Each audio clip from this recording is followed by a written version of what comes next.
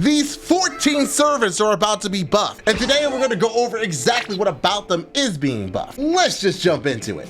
Day 1, we start with our Toria Pendragon Lily. That's right, the first free ever welfare is getting buffed. It is her first skill, her instinct skill, that is getting buffed, and it's turning into Path Where Flowers Fall A. This not only gives her 5 to 15 critical stars, but also increases her noble phantasm gauge 10 to 20%, and increases her own healing received for 3 turns, 30% to 50%. Just the fact that you get way more crit stars is a good thing, but also giving her a noble phantasm charge is not bad. 20 isn't the greatest, but with mana loading now being a thing with the append skills, you can bump that up to 40%. That allows her to use a lot of CEs that can take her from that 40% all the way to max on her own. This is not including if you're having other units like Koyanskaya, Merlin, etc. that are buffing her and giving her noble phantasm gauge. On the same day, we're getting Wolfgang Amadeus Mozart's skill as well. And it is his second skill, Artistic Aesthetic B, which turns into Angel's Melody A. At first, it used to reduce the enemy server's noble phantasm damage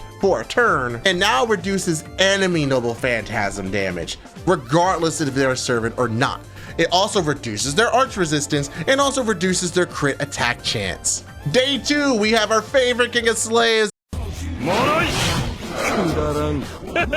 Ozymandias here with a noble phantasm upgrade. Not only is it increasing the damage you have, but it's also reducing skill cooldowns by 1 and grants self sunlight battlefield for 5 turns, which immediately activates the first skill buff, which gives them 10 crit stars every turn and increases party critical damage if you're on a sunlight battlefield. Good buff. The same day, Matahari gets her first ever buff. Shiniti was happy about this one. It was her first skill, Espionage A++, which turns into Sunfalls on Venice EX. Before, it just increased their own critical star generation rate for 3 turns, but now turns into increasing the party's critical star generation rate and party's crit damage for 3 turns at increased rates. For your first buff, not bad. On day 3, we have Ambani and Mary Reed, aka Yuri Pirates. It should be obvious why they're called Yuri Pirates. Their first skill, Voyage A, is the one that got buffed, turning into Docking Assault B+. Before, it was just increasing crit star generation rate for 3 turns, now turns into Holy Mackerel. Yes! Yes! Grants self gut status for 1 time for 3 turns and has a chance to draw the attention of all enemies to self. It also increases their MP generation rate on top of their critical star generation rate. So we have a unit that's whole shtick is taking more damage to deal more damage, now having a taunt skill. And in case you take too much damage, you have a gut that brings you back at the lowest possible point to deal the most damage. That's pretty good. On the same day, we have Asada the Cursed Arm also getting a buff. And don't worry, this one's not gonna break your heart, because it is his noble phantasm that is getting buffed here. Now, before, it just dealt a lot of damage to a single enemy and had a chance to insta-kill that enemy activating first, which is kind of bad. But now, the damage has been increased, and just in case instant kill succeeds, it grants itself the following buffs: increasing your own attack by 20% for 3 turns, and then instantly charge a noble phantasm gauge by 50%. That is wild to me. You finally kill a thing, you get a noble phantasm so you can do it again. On day 4, we have another noble phantasm buff, this time for Cersei, a very interesting noble phantasm that can turn them into pigs for a turn. I want to hear you squeal like a pig. Kinda acted like a stun with some extra flavor. And not only did they increase the damage that this thing did, it removes their offensive buffs too. They still get turned into a pig. Unless your name's Odysseus, and then for some reason you have a skill that actually ignores this. On the same day, Leonidas gets his first buff. His battle continuation skill, which is his second skill, essentially just guts, gets turned into Defiance of 300 A+.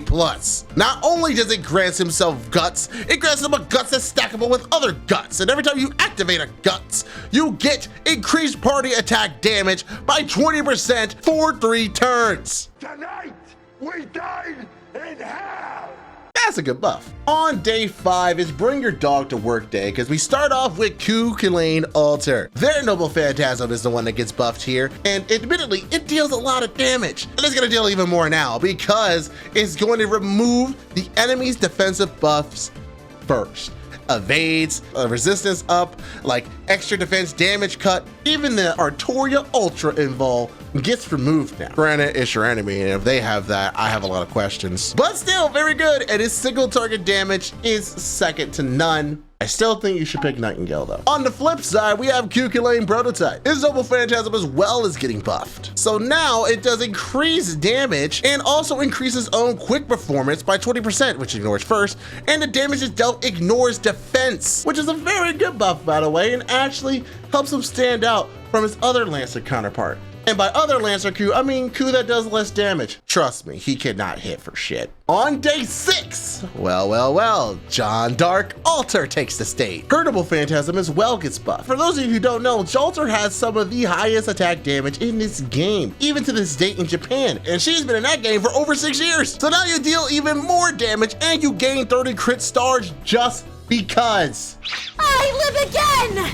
Yeah, Jalter, burn it all to the ground. Ain't nothing stopping you now. On the same day, we get a buff for Befisto. That's right, FGO caster. Remember him? His innocent monster skill, which is the second skill, is the one that got buffed. Now, before he had a mad demerit of lowering his defense for 3 turns, but now it's turned into impotent rage. So we still get those crit stars every turn, but also increases his own attack for 3 turns, while reducing all enemies' healing received for 3 turns. This is a good buff, don't get me wrong, but it's on a unit that's not very good. But hey, at least it's a positive. And lastly, on the final day, we have Ereshkigal.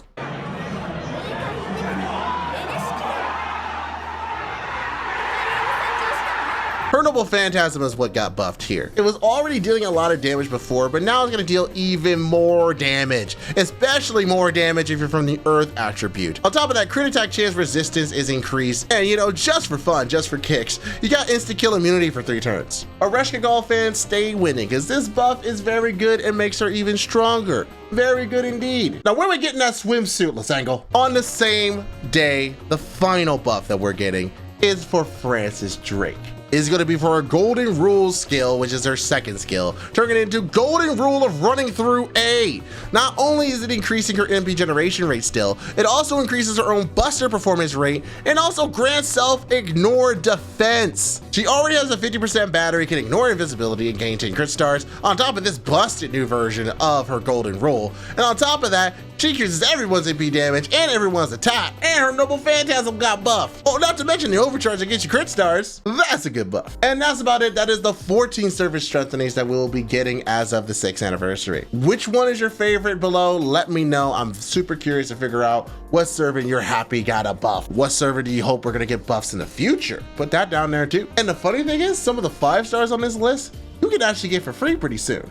If you want to know more, click this video right here. It actually goes over everyone that's available for free, and I'll give my suggestion on which one you should get. Thanks for watching, guys, and I'll see you in the next video.